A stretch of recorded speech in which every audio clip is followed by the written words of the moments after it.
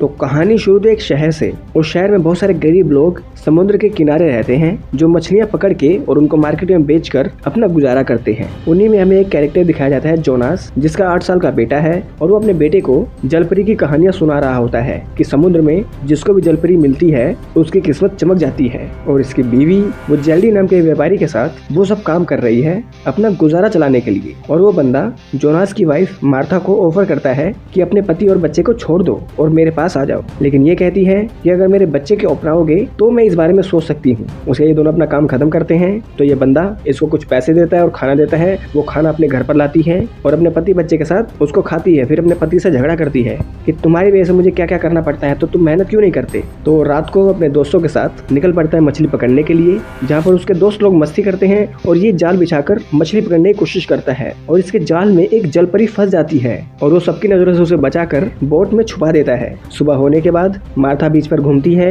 Jonas का दोस्त लैंडो वो मार्था को समझाने की कोशिश करता है कि तुम अपने रिश्ते को ऐसे मत बिगाड़ो व्यापारियों के साथ ये सब करके। और यहाँ पर जोनास ने उस जलपरी को एक जगह पर छुपा कर रखा हुआ है और वो जलपरी होश में आती है और ये उससे बात करने की कोशिश करता है और वो बात ही नहीं करती और वो जोनास को सेड्यूस करने लगती है और उससे प्यार मांगने लगती है। तो इससे प्यार ले लेने के बाद वहाँ पर लैंडो वो मार्था से प्यार ले रहा होता है। उसके बाद मार्था जेल्डो को निपटाने के बाद आती है अपने घर पर और देखती है कि इसके बच्चे की तबीयत बहुत ज्यादा खराब है और जोनास उसको हॉस्पिटल में ले जाने की कोशिश कर रहा है, लेकिन मार्था रोकती है, कहती है हमारे पास पैसे नहीं है, तो ऐसे ही इसका इलाज करो। उसके बाद जोनास उस जलपरी को याद करता है और वो चला जाता है मछलियां पकड़ने और इस बार उसे बहुत सारी मछलियां मिलती हैं और वो समझ जाता है ये मछलियां मुझे उस जलपरी के कारण मिली हैं। तो वो जलपरी के पास आता है, उसको बहुत सारी मछलियां देता है खाने के लिए, लेकिन ये मछली को चाहिए जोनास का प्यार। और वो कुछ पैसे लेकर मार्था के पास आता है, उसको कहता है कि हमारी लाइफ अब बदल जाएगी, चिंता न करो मैं सब कुछ ठीक कर दूंगा। उसके ये दोनों प्यार करते हैं काफी टाइम बाद। उसके बाद ये लोग मछली पकड़ने निकलते हैं, लेकिन इस बार इनको एक भी मछली नहीं मिलती।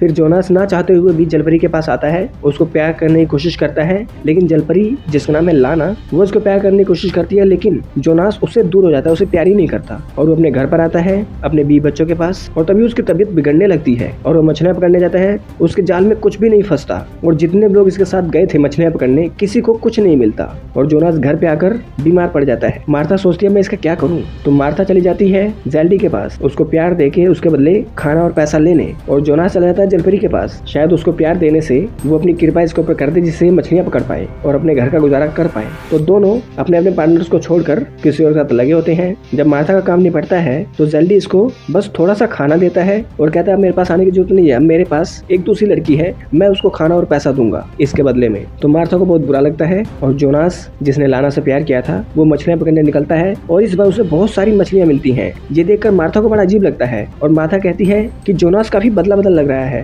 क्या बात। तो लैंडो कहता है जाकर उससे पूछो क्या हुआ है उसे। तो मार्था उसका पीछा करती है और जोनास आ जाता है जलपरी के पास, उसको प्यार करने की कोशिश करता है और तभी इनको रंगे हाथों मार्था पकड़ लेती है और वो कहती है तुम मुझे धोखा दे रहे हो इसके साथ प्यार करके। और जोनास इसको समझाने की कोशिश करता है कि वो जलपरी है, उसको अगर मैं प्यार देता हूँ तो वो अपना आशीर्वाद मुझे देती है जिसकी वजह से मैं बहुत सारी मछलियां पकड़ के अपने घर का गुजारा करता हूँ। लेकिन ये इसकी बात नहीं मानती और ये कहती है कि तुम्हारा प्यार सिर्फ मेरे लिए और मेरा प्यार सिर्फ तुम्हारे लिए है, और ये दोनों दबा के प्यार करते हैं। जोनास मार्था को समझाने की कोशिश करता है कि वो जलपरी बहुत काम की है, हम पर कृपा करती है, लेकिन मार्था को इसकी बात पर विश्वास नहीं होता और फिर 3-4 दिन तक जोनास जलपरी के पास नहीं जाता, जिस वजह से वो बीमार भी होने लगता है और उनके बच्चे की तबीयत भी खराब होने लगती है। तो मार्था खुद आती है जलपरी के पास और कहती है क्या जोनास ने जो बोला वो सही है, ऐसे करके उससे बात करने की कोशिश करती है, लेकिन जलपरी यानी लाना मार्था को प्यार करने लगती है। इसी बीच में जोनास भी आ जाता है और ये तीनों एक तीसरे से प्यार करने लगते हैं। और जब यहाँ पर जलपरी को सुख की प्राप्ति होती है तो वो इनको आशीर्वाद देती है और तभी ये सब करते हुए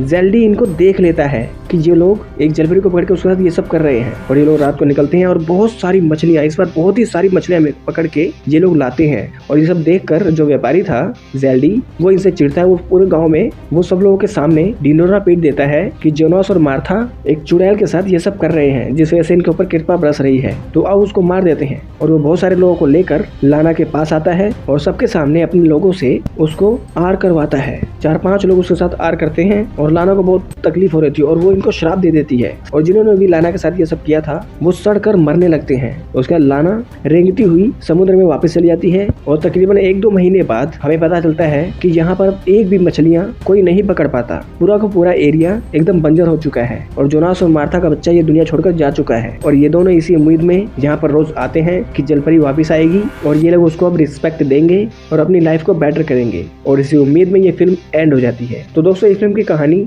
काफी सही है, आप लोग इसको देख सकते हो। अगर ये वीडियो चले तो इस वीडियो को लाइक कर दें, चैनल को सब्सक्राइब कर दें, बेल आइकन दबाएं ताकि अगली बार हम कोई वीडियो डालें आप लोगों के पास उसका नोटिफिकेशन आ जाए। तो मिलते हैं आप लोगों से अगली वीडियो में, तब तक के लिए नमस्कार।